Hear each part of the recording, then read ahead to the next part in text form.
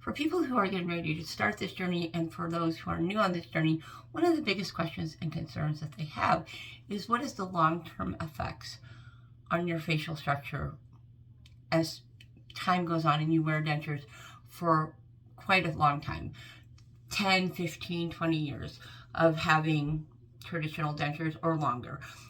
As somebody who has had dentures for 18 years, I thought I would go ahead and talk about my own personal experience as far as my own facial structure goes. I can't speak for everybody. This is my personal experience, but it might help to alleviate the concerns that some people may have. Hopefully it will alleviate the concerns that some people have. I have never had any desire to have implant supported dentures. It's a lot of money for something that could potentially fail and reject, and I just never wanted to spend my husband's retirement money on implant supported dentures. I want to enjoy his retirement with traveling and going to concerts, spoiling my grandchildren, spoiling my children, and not spend all that money and then have something go terribly wrong and waste that money. So for me, it was just not something I ever wanted. For other people, it's a great option. For myself, it was just not something I ever wanted. So I have traditional dentures, and I have had traditional dentures for 18 years. So it's quite a long time of having them. This is my look when they're not in. Obviously, you can tell that I don't have dentures in when I don't have them in. And that's just across the board. Anybody who does not have their dentures in, you're going to be able to tell that you don't have teeth in. I think for somebody who is almost 58, it is Friday. My birthday is on Monday, and I will be 58 on Monday. For somebody who is 58 and has had dentures for 18 years, I think that overall my facial structure is pretty good. I do wear my dentures pretty much all the time. They're out for 2 to 5 hours every day, every single day. Sometimes a little less, but on the average, every single day, they are out for 2 to 5 hours. There are a few instances when they're in longer than normal or they're out less than normal, but very rare. It's very, very rare that happens. And I do wear them all of the time. When I am awake, well, even when I'm asleep, because I sleep with my dentures in, because if I don't, I can't breathe well, because my muscles are not supported and causes me to have sleep apnea. It does not happen to everybody who has dentures, but some people win that lottery. I'm one of them, and their muscles collapse when they sleep and they can't breathe. I have obstructive sleep apnea caused by lack of teeth. As long as I sleep with my dentures in, I do not have a problem. But I do make sure my dentures are out for 2 to 5 hours every day. And I'm very, very particular about how I care for my mouth, for my dentures, and all of that, because I don't want to have any health issues as somebody who does sleep with their dentures in. My dentures are in quite a lengthy amount of time every day. If I was only wearing them for a few hours every day, I'm sure that my facial structure would be a little bit different, because the longer you have your dentures in, the more support your facial muscles have, and that's better overall for your facial structure. So for somebody who's only wearing their dentures a couple of times a week or a couple of times a month or not at all, it's going to be a very different scenario. For people who are wearing their dentures from the time that they wake up until the time that they go to bed, their muscles are more supported and their facial structure is going to be different. This is me as somebody who does wear their dentures for quite a bit. This is what my facial structure looks like when my dentures are out. You can tell that my lips are thinner.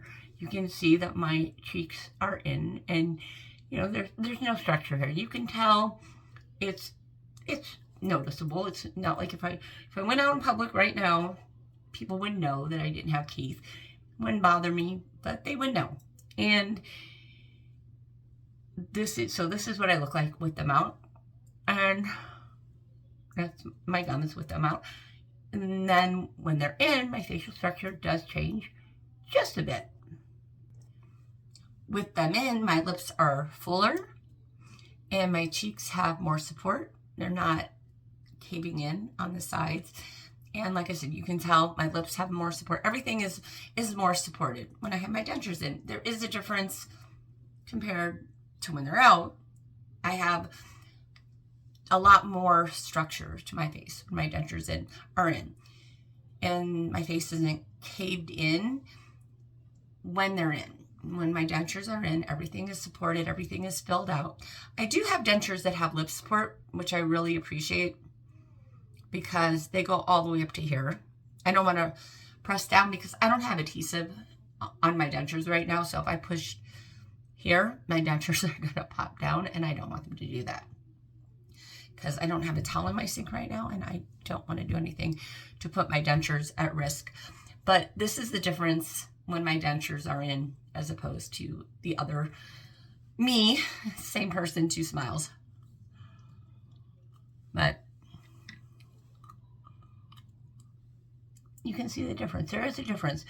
But as long as you are wearing your dentures for as much time as you can, and you're making sure that those muscles are supported, it's going to overall help the structure of your face. Of course, there's also other factors that do play a part in the whole thing.